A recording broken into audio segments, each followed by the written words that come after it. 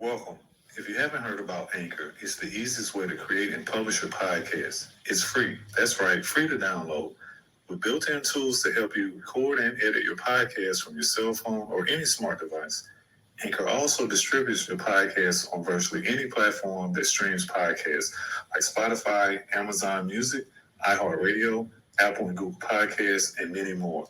You can even monetize your podcast with no minimum listenership. Anchor is your one-stop app for podcasting. Remember, it's free. Go to anchor.fm to create some amazing content.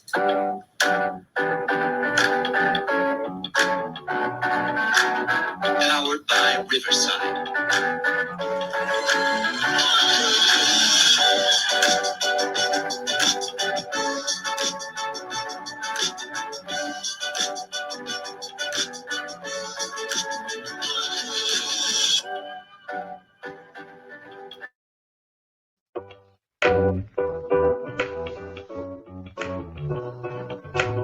Powered by Riverside.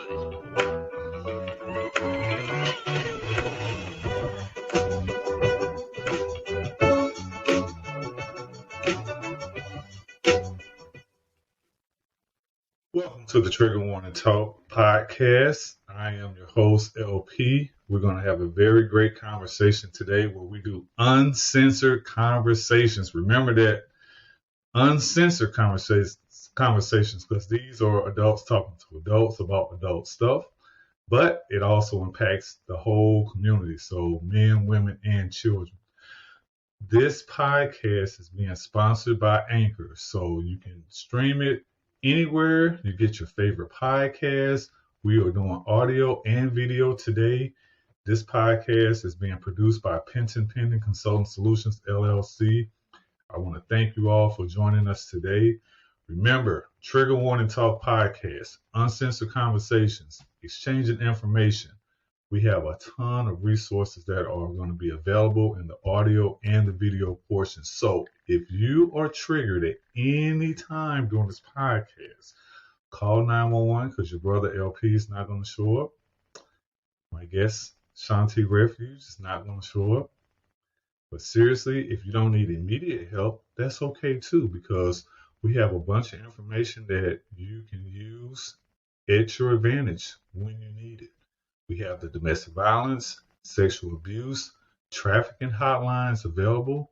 We also have, for those that are dealing with substance abuse issues, so it could be drugs and alcohol. We got Al-Anon, we got Narcotics Anonymous, and we have Alcoholics Anonymous. Those numbers are available. We also have an additional resource listed in the show notes. That is the new 911 number for suicide issues. It's 988. That number is available in some states. It will be officially available nationwide this Saturday. That's right, July 16th, 2022. 988 will be available nationwide here for suicide issues. I want to thank and welcome my very special guest who's in the house right here, right now. This is pre-recorded, but we're doing it live.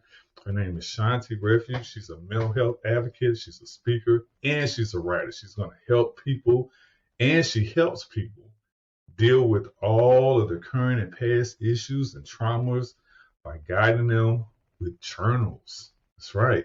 We're going to be talking about writing today, as well as domestic violence. And so, Shawnti Refuge, I want to thank you so much for being part of the Trigger Warning Talk podcast. How are you doing? I am great, LP. Thank you for having me. Excellent. I want you to tell us a little bit about yourself before we deep dive into this domestic violence conversation. Okay, I am Shawnti Refuge. I am a mental health advocate, writer, and speaker, and I help people to help themselves heal from current and past issues and traumas with guided journaling. I choose guided journaling as opposed to taking medication because when a person is going through things like anxiety, depression, and current and past traumas, the last thing that, in my opinion, the last thing that they need is to be put on medication, because the medication is like a pacifier. And with me, I will help you, to address those issues, work through those issues, without any medication so that you can heal from it and move on and live your best life that you deserve to live, and not live in the past or hanging on to old traumas and baggage that mentally and emotionally affect a lot of us. Now, with that, we're going to dive into that because there's a huge controversy about medication and mental health. And I know that for me, being a first responder, as all of the mental health emergency calls that I've gone on, there have been times where I've had to administer an emergency medication, like a sedative or something like that. When I would do clinicals in the ER when I was a medic student, there were certain medications that the patients would get that came in for psych evals and different things of that nature. And we're not saying that medications are bad because they have their place. I believe from what you're going to be talking about right now is everybody doesn't need a pill. Every situation doesn't need a pill. And so we're going to talk about that. So for all the people that are listening, she didn't say that medication doesn't have its place. Okay? Because, sometimes people be trolling and they, oh my God, stop. Just, we're not doing it. All right, stop. Don't come at her. Don't come at me. She didn't say that. I just want to put that out there because sometimes people get into all kind of stuff or whatever. Anyway, let's deep dive into this because I want you to talk about domestic violence, journaling, and traumas in relationship to even sexually based offenses from the male perspective as well as the female perspective, because part of my goal is to get more men to journal because men deal with a lot of emotional suppression. And so for me, when I'm talking to guys and I talk to them about journaling, one of the things that pops in the guy's head typically is journaling means diary, and diary means girl stuff. And that's not something that they want. Right. So my job and my goal is to change that, to flip it, to say, you know what? I give them all kind of examples and stuff. I talk about Tupac when he wrote that book with his poetry and all this stuff.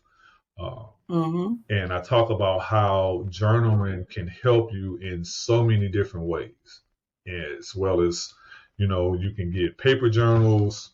You can get electronic journals like smart devices. Like I got an iPad with an Apple Pencil. So, and my wife and I, we both have all these Apple devices. And so we bought these covers that you can put on your iPad. So when you're writing on it, it feels like paper. And so I want you to talk about, Mrs. LP is all fancy and shit.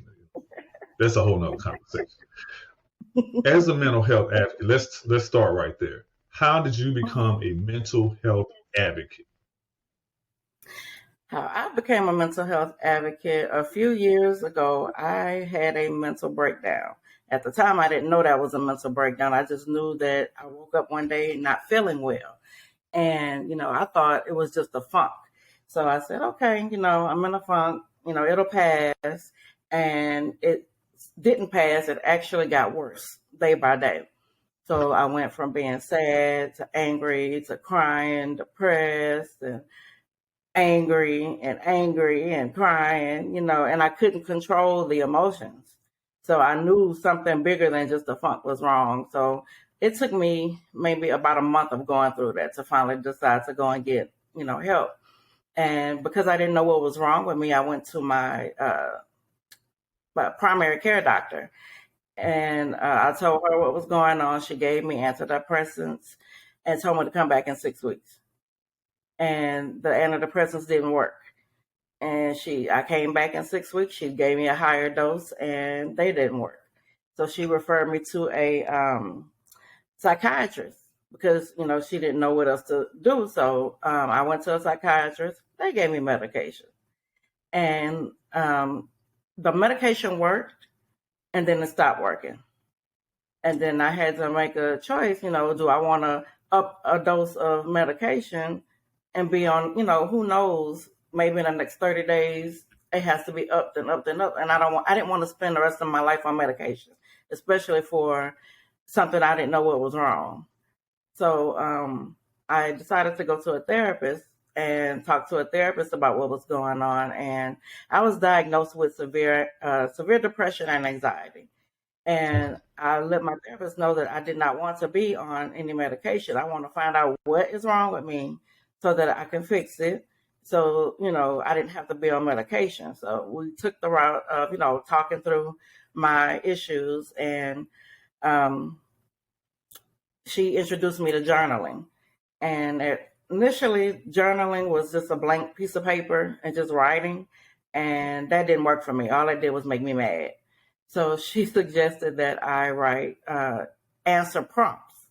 And I found out that the prompts actually helped me because it was a specific question and I answered it specifically, and I was able to dive deep into what was going on with me. And come to find out I had some childhood traumas and issues that I either buried or forgot about or, just didn't address or ignored, or it'll go away. And apparently somebody said something to me one day that made all of those emotions come out of me. So that's why I decided, let me make sure that there's nothing medical wrong with me, So after going through all of those avenues, I found that prompted or guided journaling worked for me, and I don't need any medication for it. It's just me releasing all those emotions that I had been holding on to for years. And that's how I became a mental health advocate. My current job, I work for a mental health agency. So that's kind of like, okay, so how are you, in this state of mind, and you work for a mental health, agency, but I don't work on the clinical side of it. I work on the, technological side of it.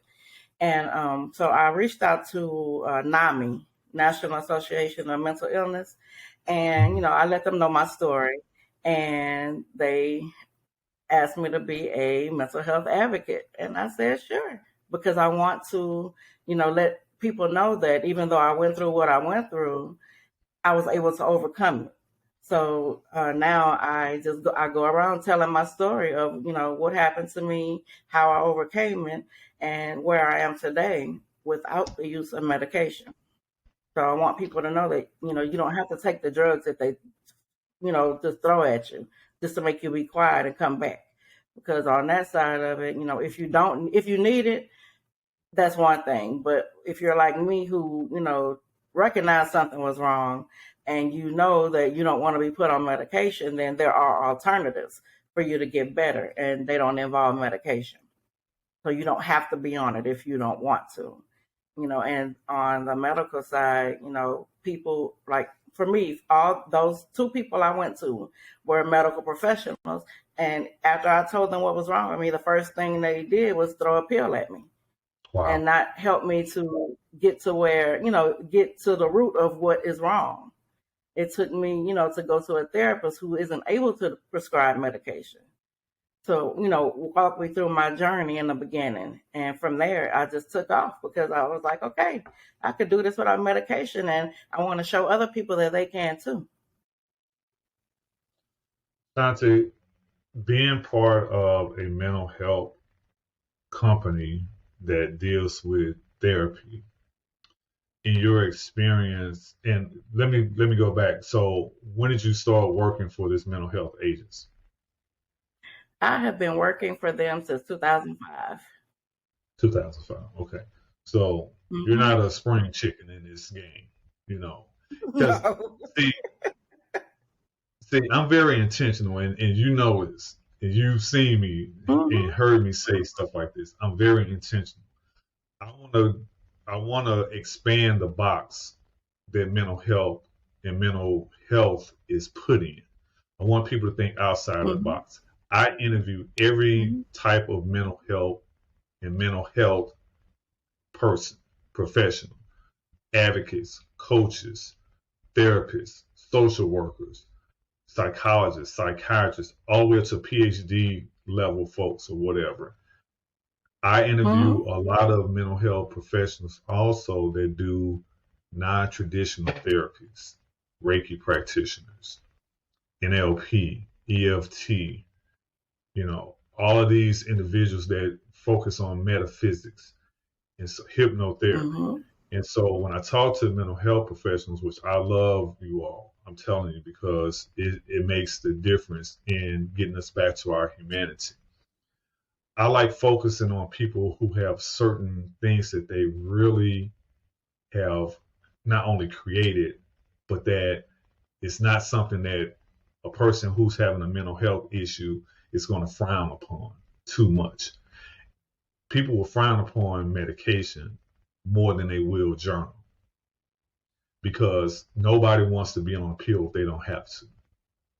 Now, writing may not be an easy thing, but if you give me the choice of a pill or a pen, I want to take the pen every day and twice on Sunday and start writing my shit down. Right. So yeah, that's why I wanted you on the show, because I want you to talk about how you approach your clients that say, hey, I was given a pill, you're giving me a pen, what do I do? Mike is yours. So at first I gauge them first, because sometimes some people do need medication. I'm not a doctor or anything, but just by talking to someone, you can tell, who should be on medication and who really doesn't need it. So I assess that first. And if I find that they can work through their issues with journaling, I talk to them about the effects of it, how journaling relieves stress. It lets you pour out your emotions, because a lot of the people that I talk to grew up in an era where we didn't talk about our feelings, or, whatever goes on in the house stays in the house.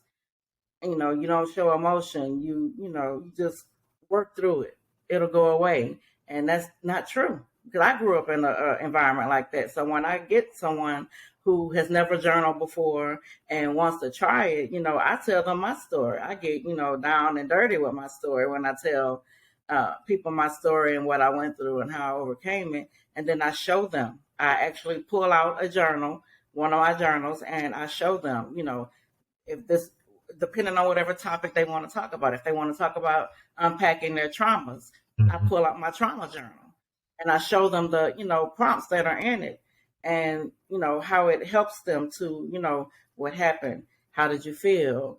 Who was the person? Things like that, to make them, dive deep, like to dig it up from the root, whatever their issue was, and to pull it up, let it go. I mean, it's not an overnight thing, just like medications aren't an overnight thing. It could take up to 30 days for medication to get in your system, for you to even start noticing a difference. But, if you are committed to getting better and you want to try journaling, for me, it took no more than 14 days for me to start seeing a difference, just by journaling, just by answering a question. When you were approached with the journaling idea from your psychiatrist, you said that initially you were kind of like, wow, how many psychiatrists have you encountered in your professional career that, because to me that's kind of groundbreaking in a lot of ways. Now, when I say groundbreaking, I don't mean like it's something brand new. When I'm saying groundbreaking, I'm saying that you don't have, I've all the psychiatrists that I've talked to, I've never heard them say journal. I've heard them say, maybe write a couple things down and we'll talk about it later. But I've never heard them specifically say, I want you to start journaling as your primary source of therapy. That's a whole nother conversation.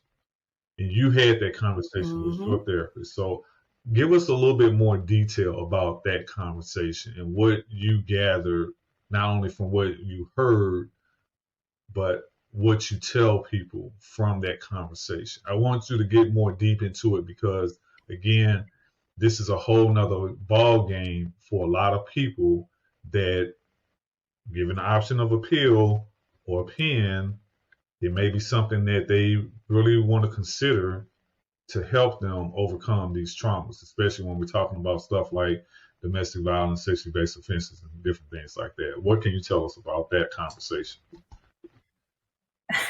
Well, when mine introduced journaling to me, I was against it. I'm like, I don't want a journal. That's for kids. I don't want that. But she explained to me, no, what kids do is keep a diary, and a diary is different from a journal.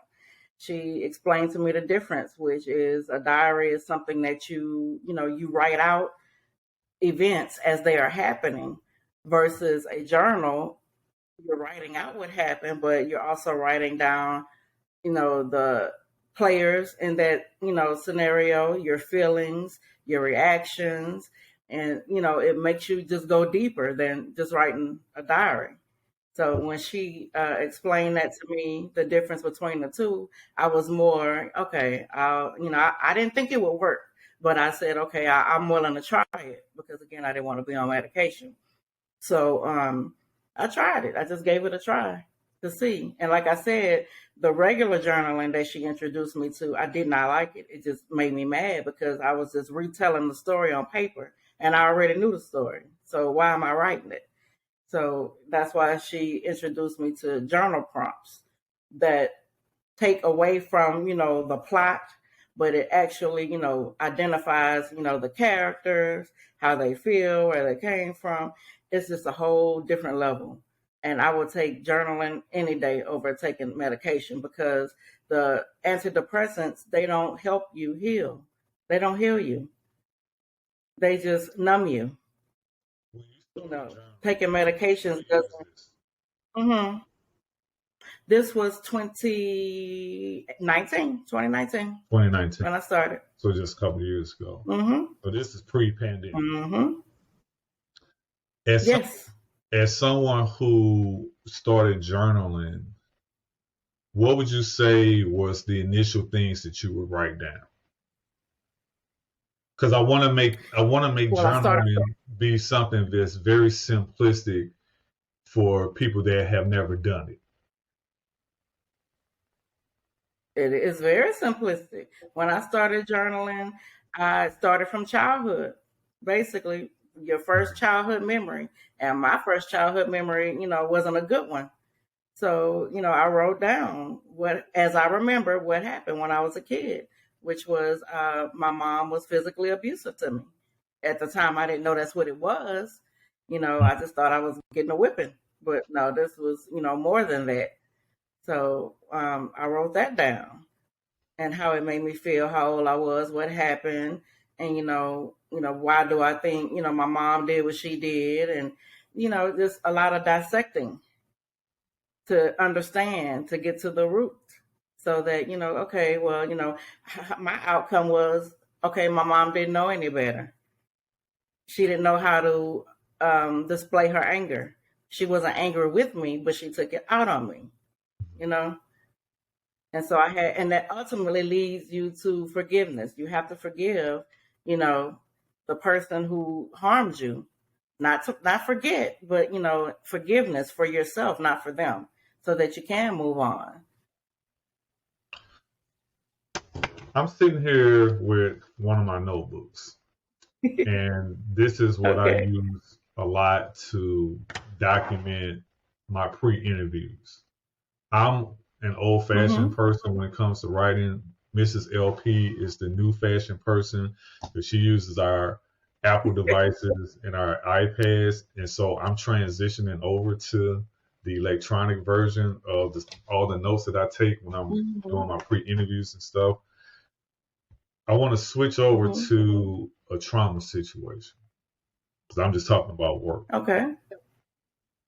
We're going to be talking about domestic violence and how that relates to not only the trauma response of feeling bad, possibly doing it to somebody else, as you said, because I'm sure your mom, in her actions towards you, maybe more than likely had some of these acts done to her, or worse.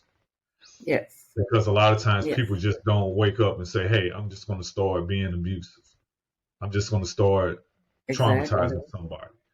And so when we're talking about domestic violence, as a mental health advocate who's been in the game since '05, from your experience, how do you define domestic violence? Because you were talking about disciplinary actions that were done to you, but you added another component to it because you said it wasn't just whippings. Mm-hmm. Well, I know for me, my and this is before I even knew. I was a kid. I didn't know. But I grew up in a home where my mom's ex-husband used to physically abuse her. So domestic violence to me is anybody in the home who is getting physically abused.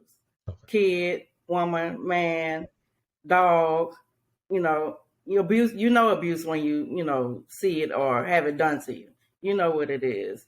And it's more than physical. It could be verbal, anything that makes a person, look down on themselves, not feel good about themselves, or harms them physically.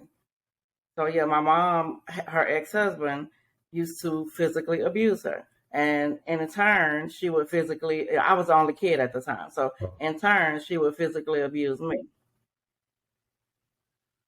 What were some of the things that when you started journaling and you start thinking about what was going on in your childhood, and I'm not asking you to be specific necessarily in terms of what you wrote down, I'm just saying in your mind, when you were writing down the childhood memories in your journal about that specifically, how she was physically abused and how she turned around and did that to you, what were some of the things that played in your mind that you wanted to put on paper about that relationship? Because it's hard when you're being abused to be a protector sometimes, and a lot of, and we see it all the time. The person that's being abused, either they're going to protect the kids that may be in the home, or they may turn around and do exactly what happened with you, transfer that energy to you in that negative connotation. So when you were writing down your thoughts, before you put them on paper, what were some of the things that kind of played in your head about that? Because she didn't protect you. Yeah, I mean, my first thought was, why would she let somebody do that to her? That was my thing. Why isn't she fighting back, or why didn't she leave? Well, eventually she did, but she stayed with it for a long time before she decided to leave. And then I would think to myself, well, what did I do to, because in my mind, I'm a kid. I didn't do anything to deserve, the level of abuse that I got. I used to go to school with black eyes and busted lips and, things like that. And I was always told I was an unhappy child. So now that I realized that was abuse I was getting, no wonder I was an unhappy child.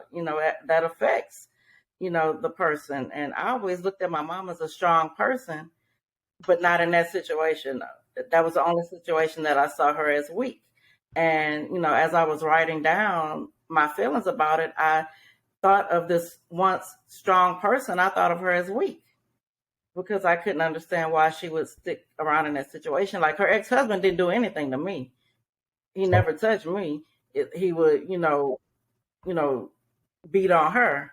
And then when she was upset about something, she would in turn beat on me. Okay.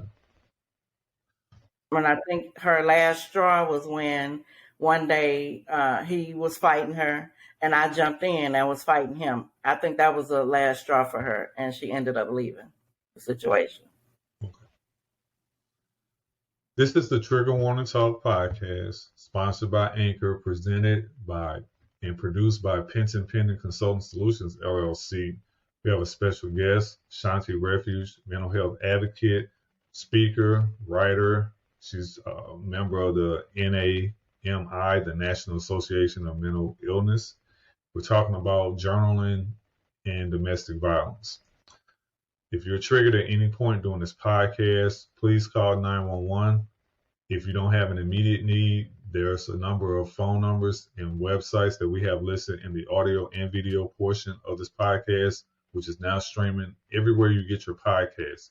This podcast episode with Shawnti Refuge is going to be audio and video, so you can watch it on Spotify as well as our pending Consulting Solutions LLC website or YouTube channel, I should say, when it's put out. And we'll put the promotional flyers when that date is going to happen. Also, I want you to be aware that we have an email address if you want to write into the show any questions, comments, concerns, whatever. It's triggerwarningtalkpodcast@gmail.com. Again, if you want to send us an email about anything, good, bad, ugly, or indifferent, it's triggerwarningtalkpodcast@gmail.com. I want to switch over to our next segment, journaling. In specific, you have a number of journals. I want you to talk about how you came about creating your own journals. Because you said, hey, I want to make my own shit. I got enough knowledge and skill set that I want to do something different that nobody else has out there, because everybody is doing journaling now. Everybody has a journal. I saw one that was, it was part journal, part of it was religious information in it. And I was like, okay, so I'm always interested when I see journals because I like how people are coming up with their own concepts. Talk about your journals.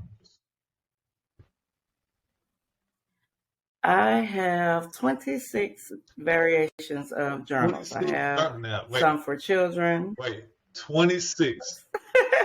Because I wrote that down and I was like, wait a minute. You have 26 variations, correct? Yes. Okay, go ahead. I just want to better. Go ahead. And they range from, self-love, self-esteem, self-awareness. I have them for men, for women. I have a growth mindset guided journal for children starting at age 3. I thought that was important to have a children's journal for growth mindset because I wish somebody would have had one for me when I was a kid. I felt like I started everything late in life. And, for a growth mindset guided journal for children, it'll, teach them about self-love, self-esteem, self-worth. So, you don't have to learn they won't have to learn the hard way. And all of the topics that are included in the guided journals are based on my personal experience. So all of these things, self-love, self-worth, self-awareness, goal setting, breakups, sustaining relationships, unpacking trauma, all of that I went through. They're based on my personal experience. And I was like, I know I'm not the only one who, who's gone through any of these. So I'm going to put it out there for other people so I can help them too. You're the Journal Bae. That's a great Yes, I am. That's a great hashtag. I love that. And I added that part of our title. That's in the title. So when you see that, you'll know this is about Shawnti Refuge. 26 journals. Yes. Wait. Yeah. 26 journals. Okay. I want to start with the men. How many of those 26 are dedicated or specifically for me? Specifically for men, I have 2. But I do have some other ones that are unisex. So it could be for men too. But I have 2 specific ones for men, and that's goal setting and self-awareness. Goal setting and self-awareness. Because a lot of men aren't aware of themselves. And when I say self-awareness, meaning, how they act, how they feel about themselves, and how that, projects on to other people. I wrote down a couple things, and I got them in quotes. His goal and better man. What are those? Mm-hmm. His goals is a goal setting guided journal for men that's specifically for men who don't know what they want to do in life. or don't know where they're going, or just coasting Mhm. and don't make goals. Because I know a few men that just are just existing They and just not living. alive. So the goal setting, yes.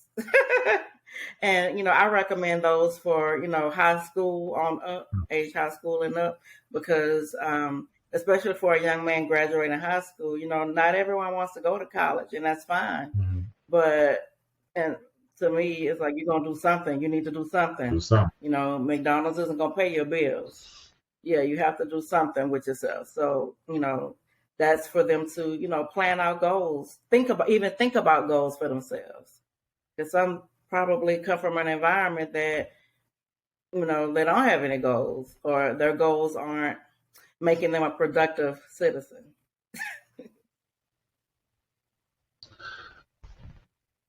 The children's journals that you have, how many of those did you pen? Mm-hmm.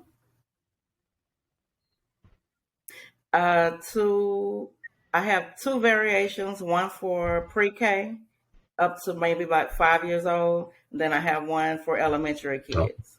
So I have two for kids. As a mental health advocate, when you're talking to children, do you cover domestic violence issues with children in your journals? I do. No, in the journals, no, I do Okay. verbally. Not in the journals, though. In the journals, I focus on, letting them know, they're important, they're loved, and, these are the people who love me. And it's, focusing on affirming themselves to know that, they are strong, they're smart, they're beautiful, they're powerful, things like that. But verbally, yes, not in the guided journals, though. I'm presuming that's intentional. Can you tell the audience why you don't have it in the journals or have them write about that specifically in the journals? There is space at the end of all of my journals that gives free writing space to write things down.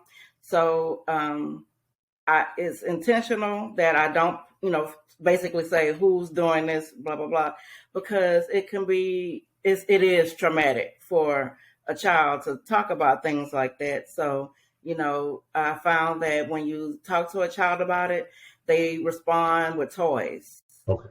Like dolls and blocks, and and then general conversation. They're more prone to let you know. So if a child does let you know in that way, by playing and talking, then that's when you go and, can you write it down for me? Or sometimes a child can't write. So that's another reason why. But if they can write, I have them, draw a picture, tell me, draw a picture for me, or write it down, tell me who this is and such. So it'll come out in that way.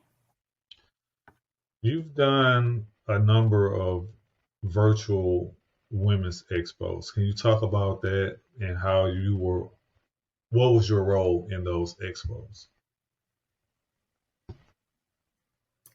The very first expo I did was the Houston Ultimate Women's Expo. It was in December of 21. And initially I was applying to be a vendor just to sell the journals. And, they want a little backstory on you. So I submitted my application. And then 2 hours later, someone called me and asked me to speak. Oh, wow. Because they liked my story on paper. So, that was my very first speaking event. And I was like, oh my God, I'm not a speaker, but, I didn't turn it down. So I said yes. And, I cried up until it was time to go talk because I was nervous. And, but I got up there and I was so surprised at the number of people that was in the audience waiting for me to tell my story. So I spoke to women. It wasn't any men in there. I spoke to women, about, I told them my story, and then, I spoke life over them. I told them that they're important, and, whatever situation they're in, they can get out of it. By the end of it, I was crying, and some people in the audience was crying. And I had people, come up to me, and want me to speak to their groups and, talk more about the journals and, how, you can overcome real traumas with a journal, because a lot of people don't believe it, but it is true. So I spoke at that event, and from that event, I was asked to speak at a lot of events. And I do virtual. I was at the no, I was in person. I was at the Houston Meets Cali Expo. Again, I was only supposed to vend, and then the host said, "Are you gonna come speak?" And my brain said no, but I'm not going to turn down an opportunity to help someone by telling my story. Absolutely. So, mostly that's how I get speaking positions, because they know about my story on paper, but then they impromptu, hey, you want to speak? And so I'll just say yes because I want to help other people with my stories. So I'll never turn down a speaking Are engagement. you saying that that's the trick? You always start off as a vendor and then you get pulled as a speaker?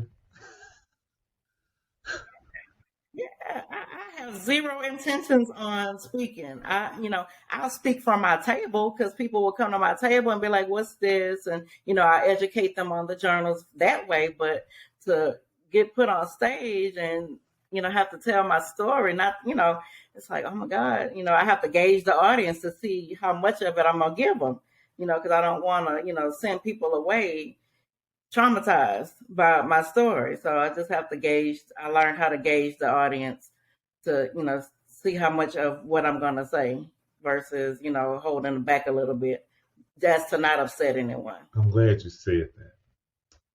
This is the Trigger Warning Talk podcast, where we have these trigger warning conversations about these triggering events: domestic violence, human and sex trafficking, missing persons, which I'm going to cover a missing person case after our interview, and sexually based offenses. So you said that you have to gauge the audience when you're having discussions as a speaker.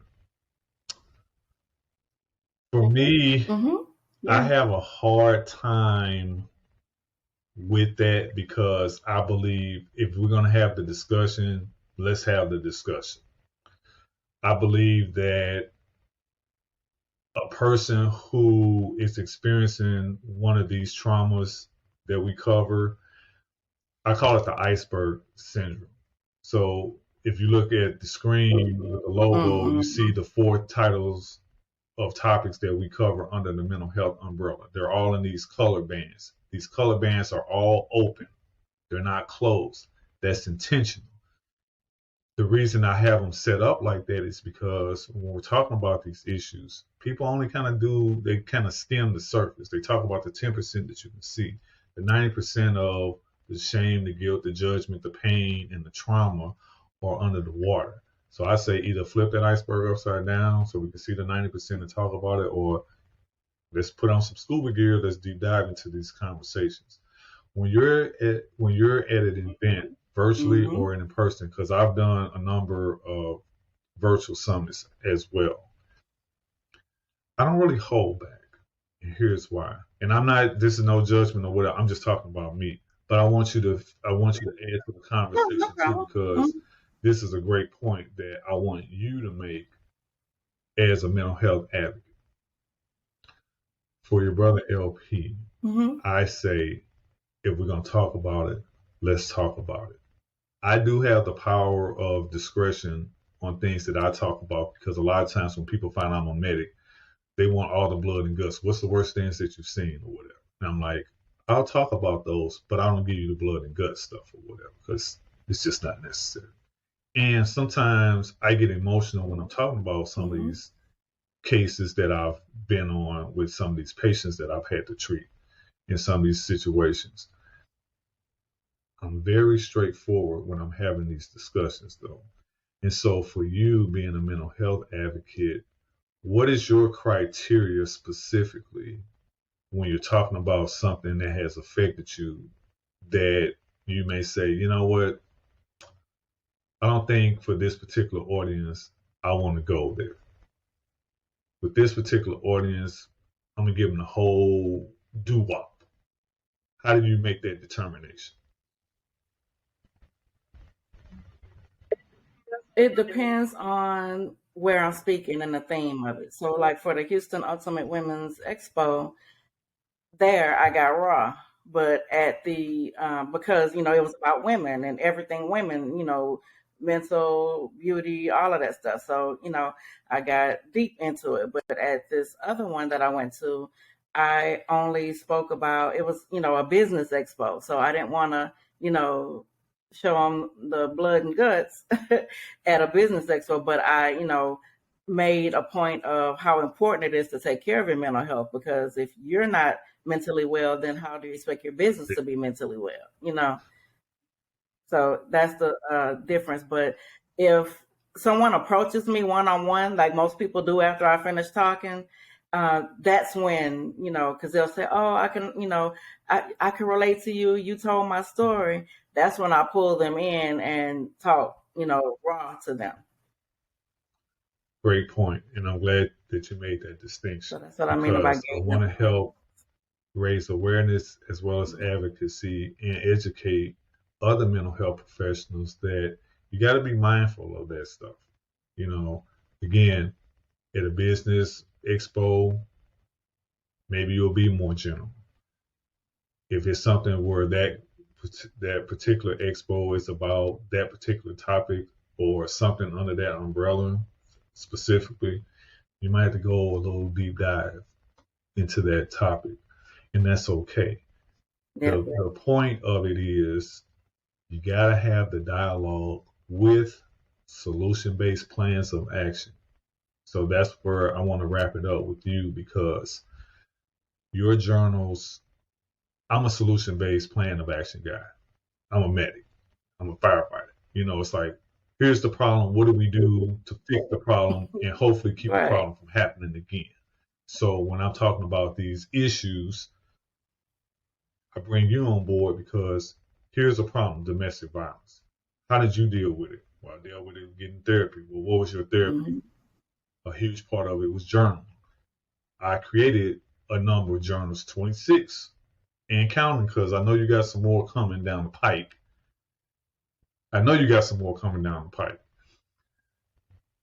For you being a person who is a prolific writer and creator of these journals, you said, hey, here's my solution-based plan of action to help yourself deal with whatever issue from a trauma response. So when we're talking about doing these expos, and we're talking about having these conferences, and we're talking about meeting people face to face as a vendor, as a speaker, as someone who works for a mental health agency, how do you approach the idea of those that say, I'm just not ready to tell my story? Not on paper, not in front of a person, not at an expo. If I go, I'm just going to sit way back in the cut. How do you get people to open up to deal with their shit? I get in their face with all the love and compassion, and I say, you showed up here for a reason. It was not by accident. Mm-hmm. So by you even participating in this, event as a audience member, you wanted to hear something. And, I'm here for you. If you need, this is a safe space. Nothing's going to happen to you here. I'm a safe space. And, you don't have to feel like you're being forced to tell your story. You don't have to tell it verbally. You can write it down. Just know that when you write it down, it makes it real. And that means that you are actually ready to move past it, work through it and move past it so that you can, live your best life. You don't want to live, feeling defeated by your past traumas or feeling like you can't live the life you're supposed to live based on your past traumas. You can't have your hand out saying, I want this, and this, but in your other hand, you're packing your traumas. You have to, throw your traumas away, put them back here so you can have both hands open. So you can be ready to receive all that you deserve, but you have to let go of that baggage first. Normally that gets them ready to write when I say that. Shawnti, I want to thank you so much for coming to the Trigger Warning Talk podcast and enlightening us about domestic violence and journaling. You are the journaling bae. Yes, Journal Bay. 26 Yes. journals. Yes. Journal Bay. How can people get in touch with you? This is our shameless plug section. So whatever you got to promote, whatever you got coming out pike, verbally, virtually, in person, whatever, the mic is yours. Yes, thank you, LP. So, how to reach me? You can reach me on my website. It's ShawntiRefugeJournals.com. I am on Instagram, Shawnti Refuge Journals. I'm on TikTok, Shawnti Refuge Journals. Twitter, S Refuge Journals. I'm on LinkedIn as Shawnti Refuge.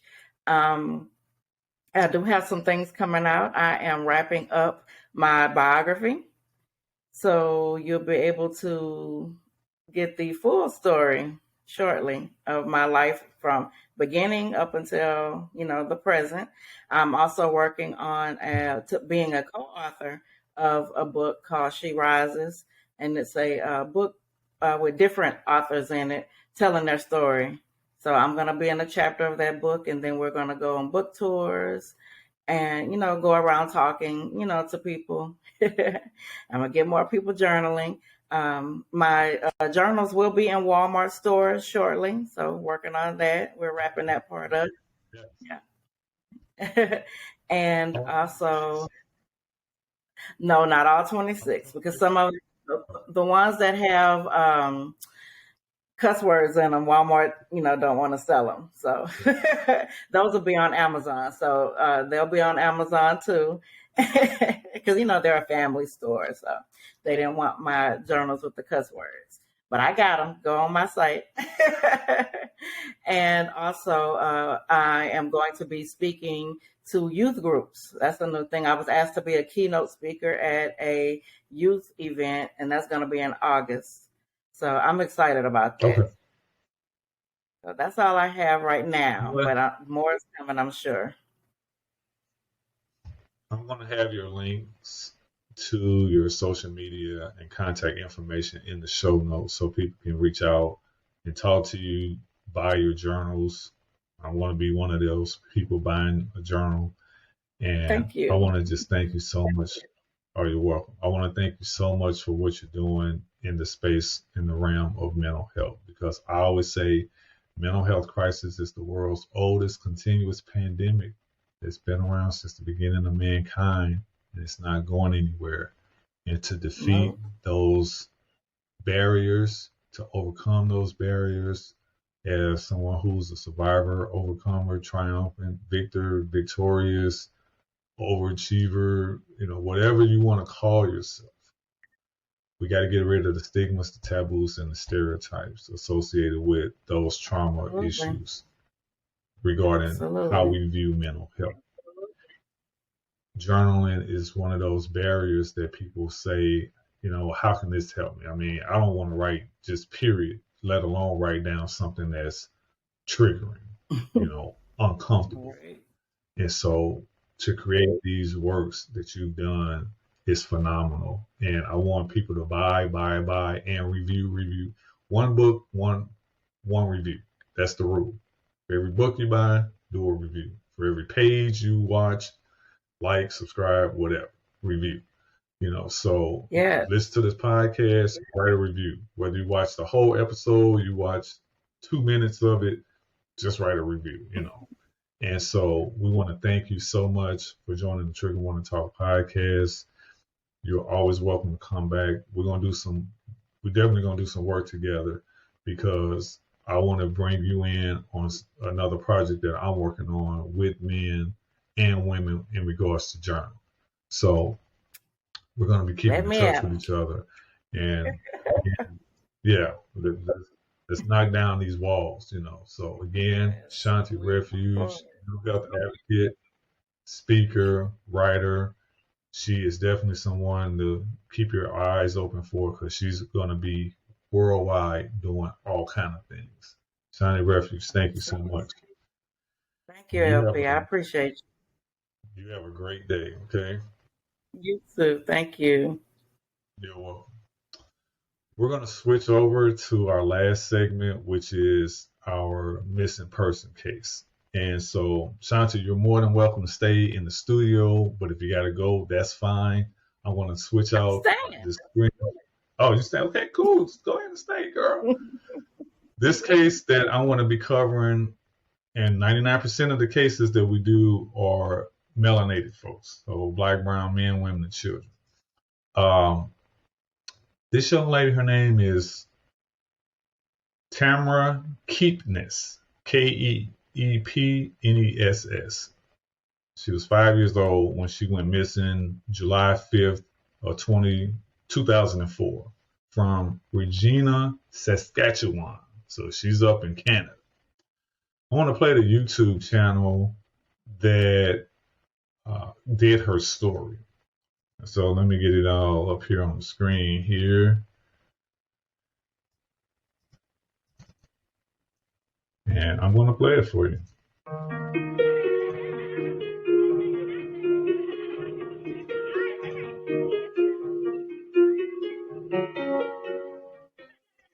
There aren't many signs left of the 6 children who used to live here. 5 of them were removed by social services and placed in foster care. The 6th, no one knows just where she is. TAMRA KEEPNESS has been missing since early July. In a way, Lorena KEEPNESS blames herself for her daughter's disappearance. You wish you can go back and change it, but you can't. You can't change it, and if you get stuck on I should have did this or I should have did that, then you get stuck. 5-year-old Tamra slept upstairs with her brothers and sisters. At one end of the hall, her bedroom. At the other end, a room where the adults in her life injected drugs, the so-called slam room. There was a room that the children weren't allowed to go in, and that's where I did it. The kids are not stupid, man. You know, they know what's going on. I'm pretty sure they've seen the needles. There's some choices that your judgment is not too good. But IV drug use down the hall wasn't the only problem Tamra had to deal with. The 5-year-old witnessed a parade of crime, chaos, and addictions. All of these things would come together the night of July 5th, when Tamra KEEPNESS disappeared. This was the scene 2 days after Tamra went missing, the investigation well underway, and dozens of searchers scouring the city.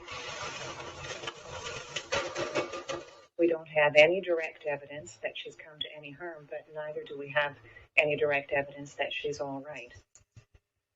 According to Lorena, the kids went to bed at 11 o'clock on the night of July the 5th. By 10:30 the next morning, Tamra still hadn't come down for breakfast. I said, what do you mean she's not there? And I got up and I went and looked and she was gone.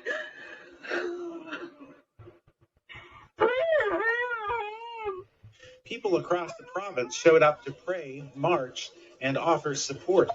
You know, I care, and I think a lot of the people out there are really hopeful that Tamra will come home. But it's been 3 months and hope is fading. Her mother clings to what Tamra left behind. It has been wonderful to watch Tamra grow as this year has progressed. The month before she disappeared, Tamra wrapped up her first year of school. Please work on counting by ones and number recognition over the summer. Good luck in grade 1. Russell Sheepskin often helped Tamra get ready for school. He was the family's live-in babysitter. She was always in a little bit of trouble, you know. She was always in the corner.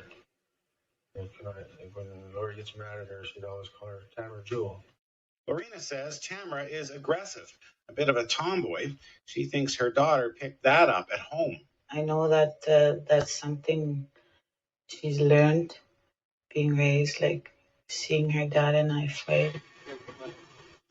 Lorena is referring to Troy KEEPNESS. He's the natural father of 4 of the KEEPNESS kids, including Tamra.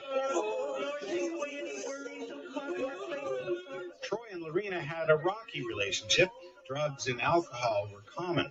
So was violence. Court records show that Troy was convicted 3 times for assaulting Lorena. The family fell apart. I lost it all before at one time because of drugs and alcohol. I lost my home. my home and my relationship broke up and I lost everything. Then Lorena met Dean MacArthur. While the father figure in Tamra's life may have changed, the problems remained the same. I stayed away from home when I was intoxicated because I didn't want them to see me intoxicated. I just wanted to always let them know that everything is going to be okay. I wanted them to feel safe. Because of their struggles, Sheepskin was often left alone to watch the kids. The mom was always, how would you say, she was always gone. I was babysitting. Most times, she'd be gone for, days on end. I'd ask the kids, is mom home yet? And they'd say no. Mom phone yet? They'd say no. And Sheepskin has his own problems. Drinking, I'm an alcoholic. I drink all the time. The grown-ups in Tamra's life have also been in trouble with the law much of the time. Tamra's babysitter has been convicted of assault, breaking and entering, and forgery. He's behind bars right now, charged with extorting $150 from his mother. Tamra's natural father is serving time for assaulting his latest girlfriend. That charge is on top of his existing record, which includes assaults, breaking and entering, and uttering threats. Tamra's mother has been convicted of shoplifting, vandalism, and communicating for the purpose of prostitution. Tamra's stepfather has several counts of breaking and entering and drunk driving. In addition, earlier this year, he was convicted of assaulting Lorena. He got out of jail just days before Tamra went missing. What happened to Tamra that night remains a mystery, but what was going on in the KEEPNESS household is not. A perfectly normal night turned into the perfect storm. The problems that plagued Tamra's home collided, and her family came apart. We were watching The Gladiator, I think it was the second part, and I wanted to watch CSI, so I changed the channel. And then that's when you left, eh? I seen Dean coming. I recognized him. And he said, Lori kicked me out again. It was just an argument. It wasn't anything. Like, every couple argues. We had a drink apiece. And then that's when he went home. I was downstairs. I know I was eating spaghetti. I either fell asleep but I was sitting up. I know that. And I told my oldest that I was going to go to the next block and borrow a cigarette.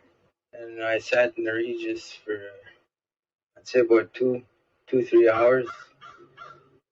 I was having a drink with some friends. We drank the tail end of a cooler.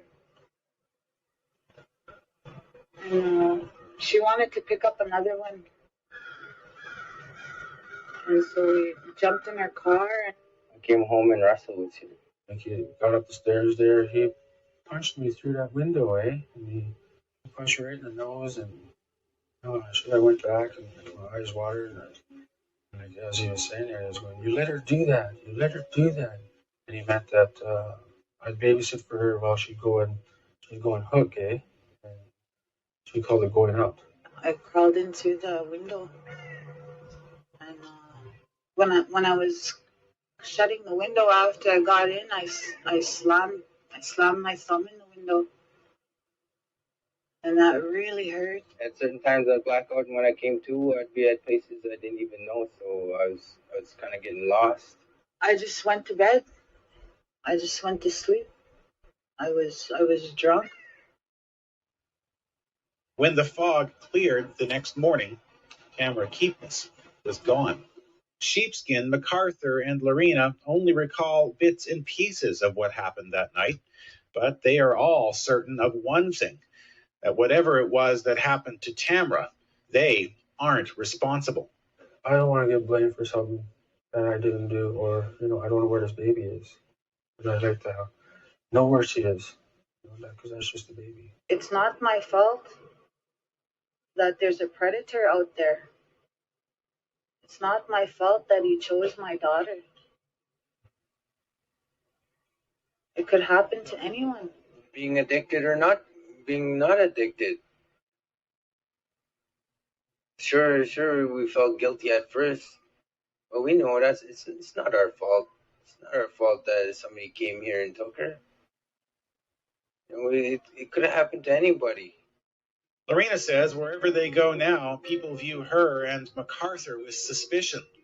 She says they've all got the wrong idea. What they don't know is that those children my kids are the best thing that I ever could have done in my life. They don't see how precious they are to us. That we have taken steps to overcome our own personal issues, to raise them right. But now Lorena sits alone in the home she used to share with her children, still struggling and still hoping that her daughter will come home. Jeff Leo, CBC News, Regina.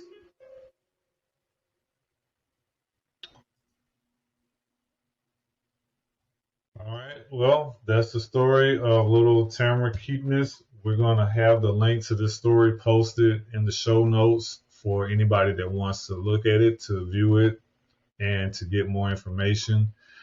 I want to thank my guest, Shawnti Refuge, for joining us today on the Trigger Warning Talk podcast. As usual, I always say, live in awareness, don't live in fear. Keep your head on the swivel. Make sure you got situational awareness going on, because it's not a matter of if, but when and where an active violent incident is going to happen. And it can happen anywhere, anytime, any place. I'm LP for Shawnti Refuge and the Trigger Warning Talk podcast. Peace and blessings be upon you forevermore. LP out.